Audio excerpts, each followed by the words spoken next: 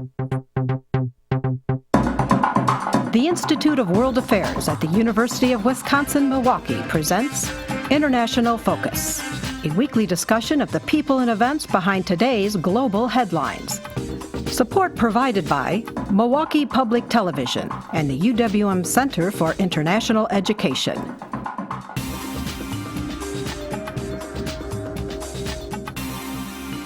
Now here's your host, Doug Savage. Welcome to International Focus.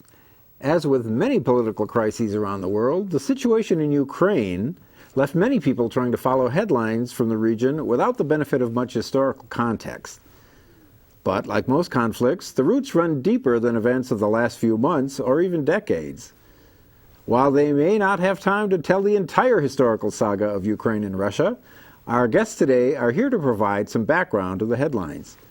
John Katzka is a retired U.S. Foreign Service officer who has conducted public diplomacy for the Department of State on 4 continents, including service in Moscow. Christine Evans is Assistant Professor of History at the University of Wisconsin-Milwaukee, where her teaching and research focus on modern Russia and Eurasia. Well, welcome both of you. Thank you. Well, John, before we launch into the specifics of Ukraine and Russia, I wonder if you have any thoughts on how to approach any issue like this. Good question. And our viewers, every time they see one of these issues come up, should start asking things like, what are the facts? What is the historical and contemporary context? What are our interests in this? What are our values that might play into it? And then we should be thinking about something that we haven't been doing much recently, and that's outcomes and consequences. What kind of outcomes are we looking for? And what is going to happen down the line as a result of that? And then finally, these negotiations should be occurring in private. And the word about it should only come out after the parties have agreed to things, instead of all this posturing and politicizing that's going on both sides of the Atlantic. Well, points well taken. And one of the things you suggest is we turn an eye to the historical context. And so, Christine, maybe you could talk a little bit about kind of the historical narrative that informs both sides in this issue. I mean, how does the world look if you're in Kiev versus Moscow?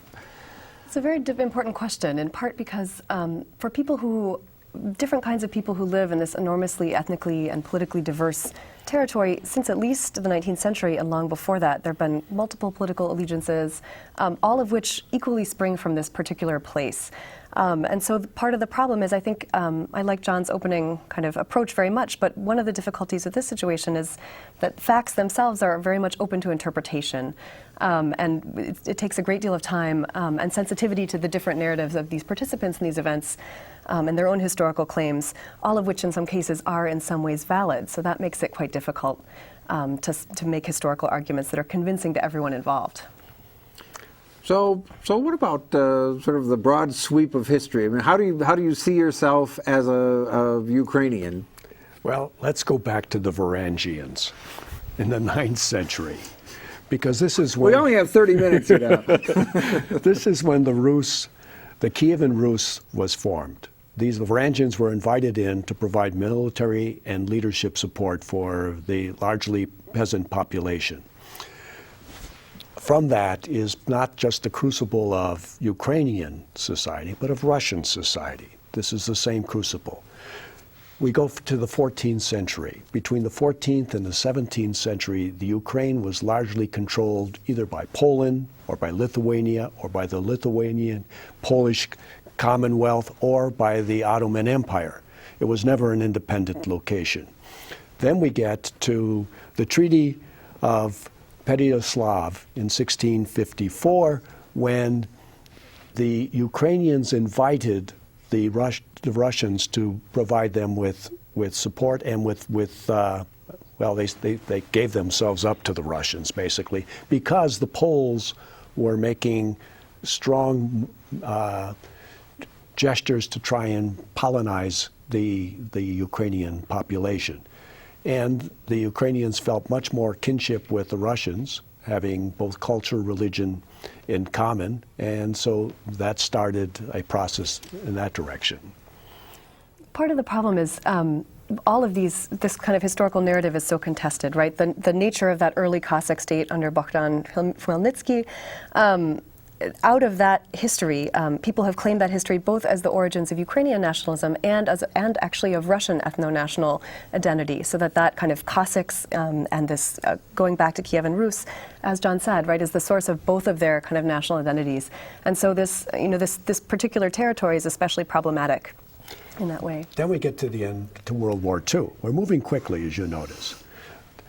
Before the war, Molotov and Ribbentrop split up or gave the Soviet Union a slice of Poland as part of the agreement for the invasion of the Nazi invasion of Poland. After the war, the Soviet Union, I believe, took most of that territory as part of the benefits of winning the war, and sliced off a piece of Germany to give Poland.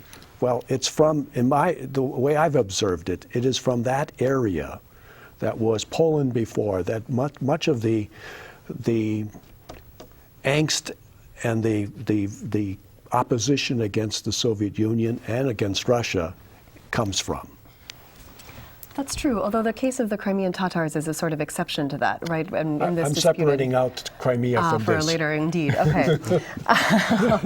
That's true. And those, the Ukrainian Liberation Army that was active right at the end of the war, during the Second World War, was particularly, on the one hand, they were absolutely a Ukrainian kind of independence organization. On the other hand, they did collaborate with the Nazis and commit atrocities against both Poles and Jews.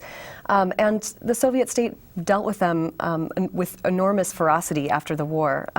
There were many kind of national oppositions and collaborationist groups that were a fiction of Stalin's mind. But in the Western Ukrainian case, with the UPA and other groups, the OUN among others, those were real oppositions that really were quite virulent, and they were all, very harshly punished with executions and being sent to the Gulag. Let me just throw a little historical note from my own time in Moscow. My second tour there in 90 to 92, just before the collapse of the Soviet Union, the KGB invited a number of embassy officers to come in and see their museum, in addition to exposing some of the people who worked for the United States that they caught. There was a huge display of the activity against the people you're just talking about. So this was very much part of the Moscow's point of view in terms of that Western Ukraine. And I suspected if they were to look at this issue again after the fact, they may not have taken that piece of territory. Well, let's take a step back, and I think we've got a map of the Russian Empire sort of just before World War I. And, it's just interesting. If you look at the contours, some of the things that are notable, some of the countries we recognize now as independent states are part and parcel. You see Finland, you see Poland, and certainly you see Ukraine. How much of this sort of worldview as the proper confines and place of Russia in the world, do you think, informs thinking in Moscow these days? Not necessarily on the part of policymakers, but the average Russian. It's like, is this Mother Russia the way it's supposed to be? Is it some sort of organic entity that was artificially changed? I think it's different now. I think first of all, I wouldn't have said that Ukraine should have been on there as an entity, because it wasn't an entity. It was part of the Russian Empire. But I see the way Putin looks at this, at that map, is a concern about three places: Belarus, Ukraine, Moldova, and Georgia. Those are at the top of his concern, because they are points of the soft underbelly of Russia and invasion points. Well, let's talk a little bit about that historically. How much does the geography of Ukraine play into this story? Over the sweep of history we're discussing here, and what role has just the physical setting and the topography play? Well, could I go back actually to the question of the sort of the entities in the Russian Empire? I mean, I think there is some greater historical argument, again, from the perspective of someone who maybe has an expansionist view of the natural boundaries of a great historical Russian state, which again, I think doesn't reflect public opinion in Russia, may not reflect Putin's agenda. This may be much more about his own domestic political concerns than about larger territorial ambitions. But the Russian Empire in the 19th century it was not administratively uniform. There were, Finland and Poland in particular had special rights and constitutions. There was always a kind of striving for uniformity across the empire's territory from Catherine the Great, kind of inspired by Enlightenment ideals. But they never achieved it, and in many cases didn't seek to, using certain Western territories in particular as kind of arenas for political experimentation and for special rights for those people. So in some ways, Ukraine was and wasn't a separate space. In terms of Ukraine's geography, maybe I'll pitch that to John, I'm not sure. I mean, I think, it's an important buffer zone, certainly for invasion.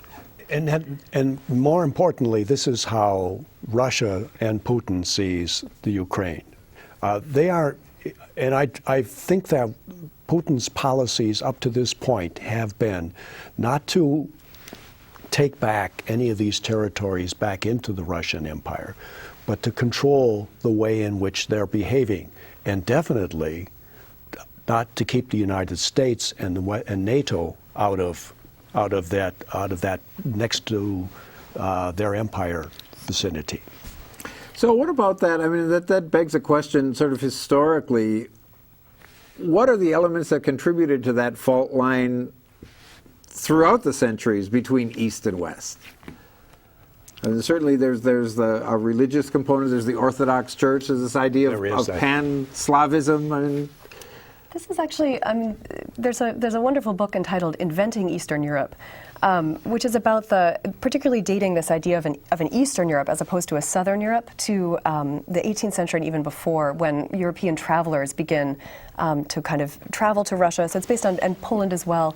And to imagine, it's a kind of imperial imagination, traveling to these places and imagining them as a space, as we define Eastern Europe, as kind of between Europe and not Europe, right? It's a sort of mid-space between Orientalism and what we kind of comfortably assume to be Europe. And all those assumptions should definitely be challenged.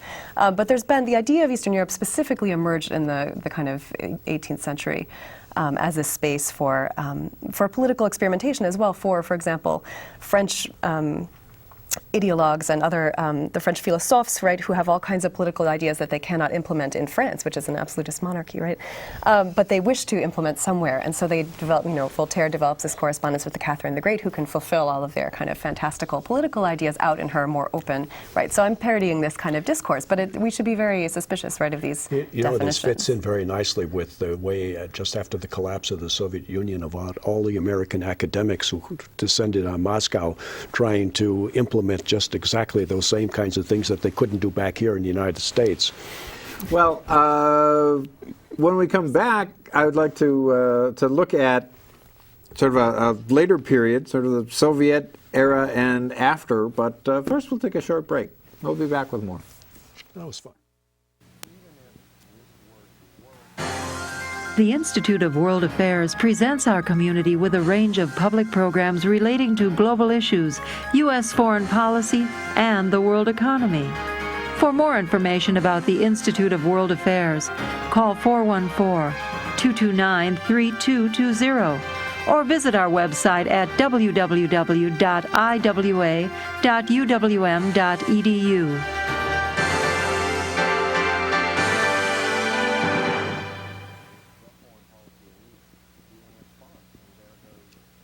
Welcome back. We're talking with John Katzka and Christine Evans about Russia and the Ukraine.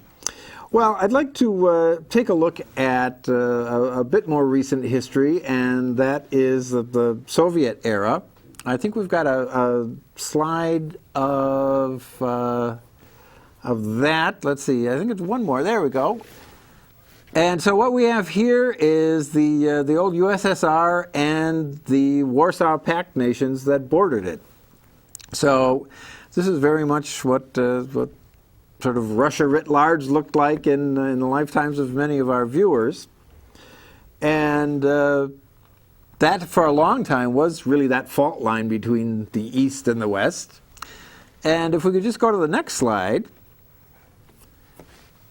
this is the current outlines of the EU, and as you see, the West, as manifested by the EU, has made a fair amount of progress headed east, and perhaps even more alarming for some policymakers in Moscow. If we could go to the next slide. These are the NATO members as currently constructed, and the countries with the little red symbol on them are, you may recognize from the previous map, former members of the Warsaw Pact. So all of this is a long way of saying things look a bit different when you're viewing them from Moscow. So talk a little bit about that, about what sort of the perceived encroachment and encirclement. Well, I was there for the beginning of this process, as James Baker ran all over the former Soviet Union, establishing embassies and pushing a policy line that was to push NATO as aggressively as possible into Eastern, and as those Europeans like to think of themselves, Central Europe. And at that point, it was still up to the demarcation of the former Soviet Union. But very quickly, our appetite grew, and we decided that other parts were equal game, especially Ukraine. And Georgia was another one that was of special interest. I suppose Belarus would be of interest if it was in any way amenable to the process, but it doesn't seem to be. Yeah, I mean, there's been this enormous evolution in terms of Putin's relationship with the West over the course of his presidency. So I think things have changed dramatically since 2000, 2002. But there were, I mean, as I understand it from a recent piece by Henry Kissinger, there were a lot of promises made at the time that you're talking about that Ukraine would not be a NATO member, and that this is an important kind of source of security for Putin. And I think that's now doubly so, that he's taken a more kind of authoritarian turn.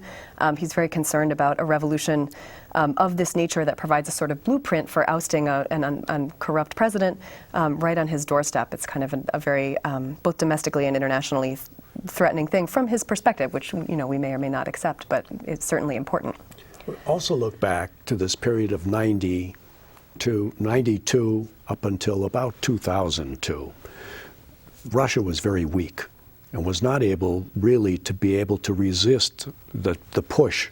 But there are consequences to these things. And so in our zest to get Eastern Europe brought back into, and I don't think that that's a particular issue for Moscow. I think that they would like to see them more neutral than they are, but there's no interest in taking that back. As well as there is not really any interest in taking back the pieces of the former Soviet Union because of the economic consequences therein. They can't afford them anymore. So what is the goal then, if it's not territorial reintegration? What is the perfect solution to all of this if you're the Putin government? Depending upon which parts of this we're talking about. If we're talking about Moldova, Belarus, Ukraine, and Georgia. I think we've got a sort of wider map that might be useful to take a look at here as you're discussing it. One more, I think. One more after that. There we go. And if you look at Ukraine and how it just reaches up into the belly of Russia, that's very important. Belarus, obviously, but Belarus is not an issue today in terms of how Russia is looking at the encroachment from the West. Georgia is less of an issue. Moldova is also less of an issue because Ukraine is there as the buffer. So I would say, looking at it from Russia's point of view, if they can control those areas and have influence in the other parts of the former Soviet Union, that would be enough. I think that's right. He's really not. These kind of, actually, if you look at the poll data, at least in March, it's been that people are very, very not interested in an open war with Ukraine inside Russia. However, they respond extremely positively when Putin engages in anti-Western rhetoric. So I think so much of this is about kind of asserting himself, maintaining enough of a foothold to say that Ukraine is not going to be kind of fast-tracked into EU membership, although it's far from clear that the Ukrainian population actually kind of has fully contemplated the question of what EU accession would mean, if that path is even possible and all of that. But I think, this is more, he may want to annex Crimea specifically for strategic reasons, or because it really has nice weather and people go on vacation there.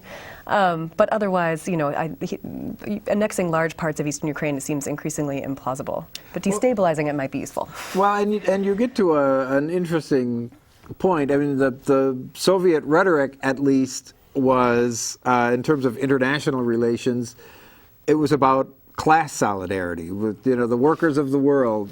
And that's obviously not a sort of glue that's available to the Putin administration. It's the information age. So, what are the sources of the sort of Russian identity that Putin is trying to construct these days domestically? Language, religion. Yeah, anything but ethnicity, because Russia's such a multinational place. He has to sort of maintain a position in the center with Russian nationalists, with kind of virulent anti-immigrant sentiments to his right. He's trying to kind of straddle that that sort of difficult political situation for himself. So appearing as the protector of ethnically Russian people in another country is a useful role for him, because it sort of he can advocate for Russian people that way without having to discriminate against non-Russians in his own vast multilingual empire.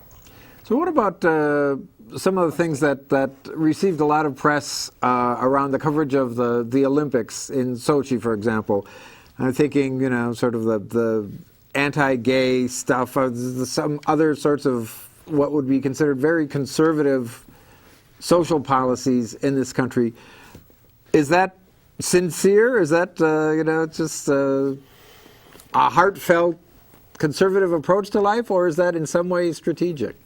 I think it's probably a mix of sincerity and strategy. That does, we have to remember how far our own public opinion has moved, and how recently in the West that we're seeing a real transformation. I mean, thank heavens, in gay rights in the United States and in Western Europe. But that is a very rapid and relatively recent development. And Russia is not there yet. Public opinion is very much in support of the kinds of policies that Putin, these legal law projects that Putin is putting forward. But I think it also serves him the same way it serves conservatives in the United States, right, as a kind of rallying point to generate kind of popular outrage and kind of mobilize people. If we look at Russia largely through Moscow and St. Petersburg, and we miss an awful lot, because Russia is really a rural country, and the rural sentiment is very conservative. Very much in favor of having a strong man at the head, as long as economics are good. And right now they are reasonably good. They're reasonably good in terms of the symbol, not necessarily in the delivery.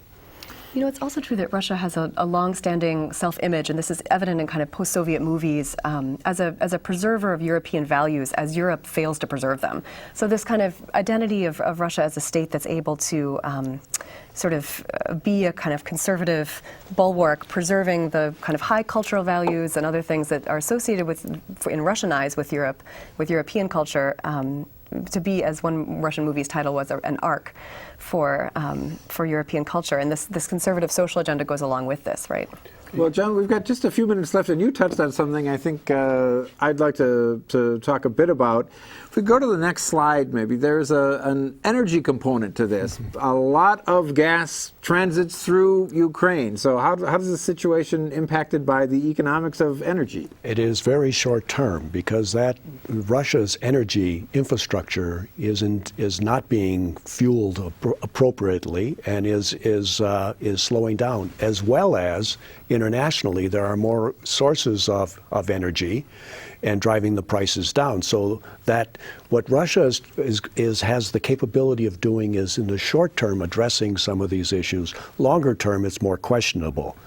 So the resource questions run in both directions too. In terms of the military intervention in Crimea, Crimea is very dependent on Ukraine for water, as I understand it. So there's sort of ability to shut off key resources runs in both directions too. So we've got Just a very few minutes left. Sort of the exit question, is there a role for the U.S. in this? As our former diplomat, what do you think? Well, of course. And there is the U.S. Has to be concerned about precedents in terms of how territories are moved. But we're very selective in terms of how we interpret that. If we like the country, we'll find ways to be able to support it. If we don't, we'll find ways to oppose it. Sanctions is one of the issues that has been floating around, and many of the observers have noted that the sanctions are unlikely to work simply because Europeans are unlikely to be able to follow through with following those sanctions. And we really don't have any leverage over Moscow in this particular case. Well, I'll give you the last 30 seconds, Christine. If you're in the Oval Office, what are you telling the president to do? Emphasize diplomacy. I think it's important to remember that much as we may be offended by the very, very different media narrative in Russia, that there are genuine historical reasons for both sides in this, in the internal divisions of Ukraine, which granted, it was an independent country for 20 years already. These two sides have been living peaceably for those 20 years, with minor kind of electoral, democratically moderated conflicts. There's no reason why this has to be a regional conflict. But I think we should proceed very, very cautiously and try to be as respectful as possible of the different constituencies that are present in Ukraine and let them choose the path that works best for them. Well, leave it at that. Christine Evans, John Katzka, to our viewers, see you next time on International Focus.